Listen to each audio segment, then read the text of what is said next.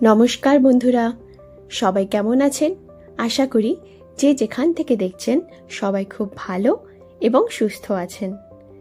শনিবারের সকালবেলা আজকে দিশুর স্কুলটা ছুটি আছে, সেই জন্য সকালবেলা একটু লেট করে ঘুম থেকে উঠেছে। এই যে ঘুম থেকে উঠে এখন খেলা করছে।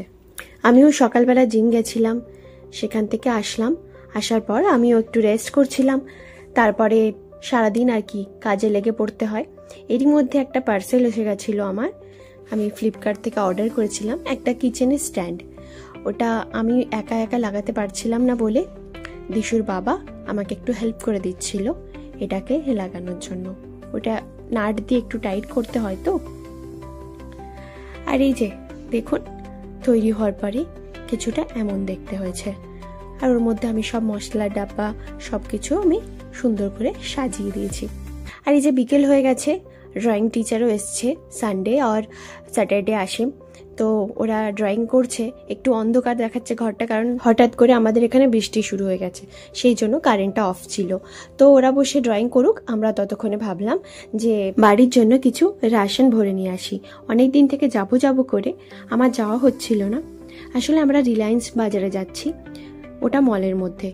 তো ওখানে একটু অফার চলে, সেই জন্য মাসকাবারি বাজার করব, তো অনেকটা জিনিস নেওয়ার আছে। সেই কারণে ভাবলাম আমরা রিলায়েন্স বাজারে চলে যাই। তো আমার সাথে আমার একটা ফ্রেন্ড ছিল, ওর ছেলেও ওখানে ড্রয়িং শিখতে আসে। সেই করে আমরা ওদেরকে ছেড়ে দুজনে মিলেই চলে আসলাম স্কুটি নিয়ে। এই যে দেখুন, আমরা মলের মধ্যে পৌঁছে গেছি। যাই এবার গাড়িটা পার্ক করে তারপরে ভেতরে যাব।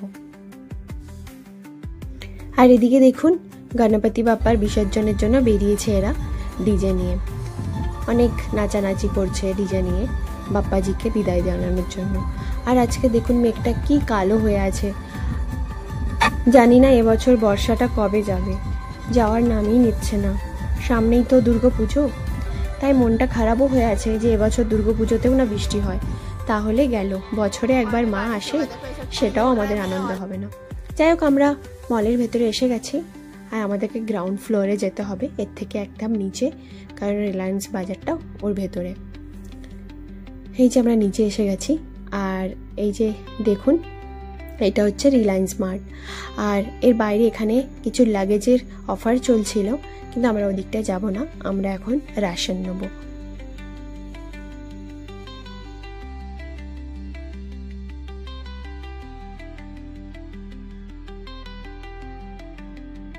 নর্মাল টাইমে যখন ঘুরতে আসি তখন মলের মধ্যে কিছু না কিছু অফার চলতেই থাকে, কিন্তু আজকে আমার লাকটাই খারাপ ছিল, কারণ কোনো মতেই কোনো অফারই চলছিল না আজকের দিনে। কিন্তু আমি এসে গেছি, আর কি করা যাবে, রেশনের দরকার, আমাকে তো সেটা নিতেই হবে। তো আমরা এদিকে চলে এসেছি, দেখুন মুসলি নিতে এসেছি, কারণ এখন আমরা খুব হেলথ কনসিয়াস হয়ে গেছি। তো সেই কারণে আমরা না রাতের বেলাতে বেশিরভাগ দিনটা আমরা মুসলি খাই, রাতের খাবারটা আমরা অ্যাভয়েড করি, কারণ মুসলির মধ্যে অনেকটা প্রোটিন থাকে। সেই কারণে আমরা রাতে মুসলি খাই। আর এখানে এত পরিমাণে আলাদা আলাদা ফ্লেভার রাখা ছিল না, তো আমরা বুঝতেই পারছিলাম না যে কোন ফ্লেভারটা নিলে বেটার হবে।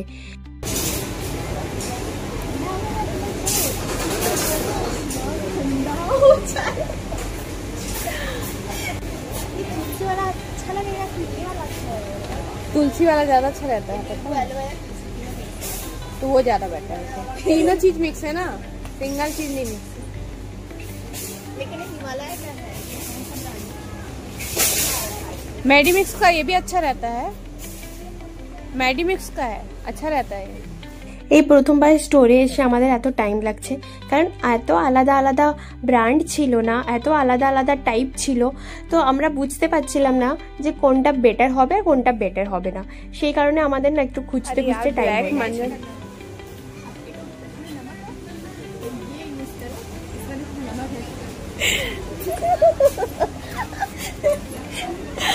আমার সবচেয়ে বেটার পার্ট এই মলের মধ্যে এইটা লাগে, যে এই যে পারফিউমের জায়গাটা।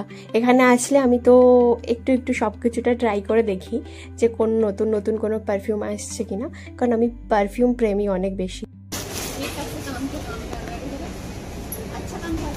আমি সব জায়গাতেই একটু একটু মজা খুঁজে বেড়াই। তো যাই হোক, এই দিকটাই দেখুন এসে গেছি। এটা হচ্ছে চালের সেকশন। এখানে দেখুন না, এরা কি সুন্দর একটা থিম বানিয়ে রেখেছে।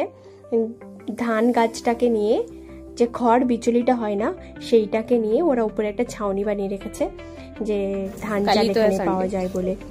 তো যাই হোক, আমরা এখান থেকে কিছু কিছু রাশন ভরে নেব। আর এদিকে আমি লবণ দেখে বেড়াচ্ছি। আমরা তো ছোটবেলা থেকে নির্মা লবণ, এই তো টাটার নর্মাল লবণটাই জানতাম। এখন দেখছি লবণেরও টাটার যে কোম্পানি সেটারও 3-4টে রকম আলাদা আলাদা ব্র্যান্ড এসছে। তো বুঝতে পারছি না যে কোনটা হেলথের জন্য ভালো। যাই হোক, সব কিছু নিজের মতন একটা নিয়ে আর এদিকে চলে আসলাম একটু বাটার, একটু চিজ নিতে, কারণ মেয়েটার জন্য একটু লাগে তো। আর আমরা এখন বেশিরভাগটা তেলের জায়গায় বাটারটা ইউজ করি, আর মেয়েটার জন্য চিজ নিলাম। আর এই দেখুন, এই দিকটায় কি সুন্দর সুন্দর ককরি আইটেমও এসছে, অনেক রকম বাচ্চাদের টিফিন ডাব্বা, কাপের সেট, অনেক রকমই এসছে। কিন্তু এইবারটা আমার কোনো ককরি আইটেম নেওয়ার মতো ছিল না, কারণ আমার কাছে অনেক রকমের ককরি আইটেম অলরেডি আছে। একটু ঘুরিয়ে দেখা আর কি কি এসছে। চলুন, আমাদের তাহলে রাশন নেওয়া শেষ হয়েছে অলমোস্ট। যতটা মনে এসছে ততটা নিয়েছি। জানি না, রাশন তো কোনোদিন শেষই হয় না, যতই নিই তারপরে ঘরে যাওয়ার পরে কিছু কিছু মনেই পড়ে যায়। তবে এখানে আমরা বিলিং করে তারপরে বেরোবো। অনেকটা জিনিস হয়ে গেছে, আমরা সাথে কারও আনিনি, স্কুটি নিয়ে এসেছি। জানি না কিভাবে আমরা বাড়ি ফিরবো।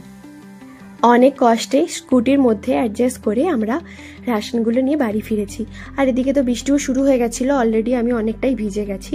যাই হোক, রাশনগুলোকে আমি ভেতরে এক এক করে সব রেখে নিই। আর এই যে সব রাশনটা, এই দিকটাই বাসন মাজা, কাপড় কাচা, সাবানের জিনিসপত্র, আর এই দিকটাই রাশন। দেখুন না, দেখে মনে হচ্ছে পুরো দোকানটা আমি ঘরেই তুলে নিয়ে চলে এসেছি। যাই হোক, চলো এগুলোকে রেখে নেই এক এক করে, এগুলোকে তো গোছাতেও হবে। ততক্ষণ আপনারা সবাই ভালো থাকবেন, সুস্থ থাকবেন। আমি ব্লগটা এখানেই শেষ করলাম। আমার ব্লগটা কেমন লাগবে জানাতে ভুলবেন।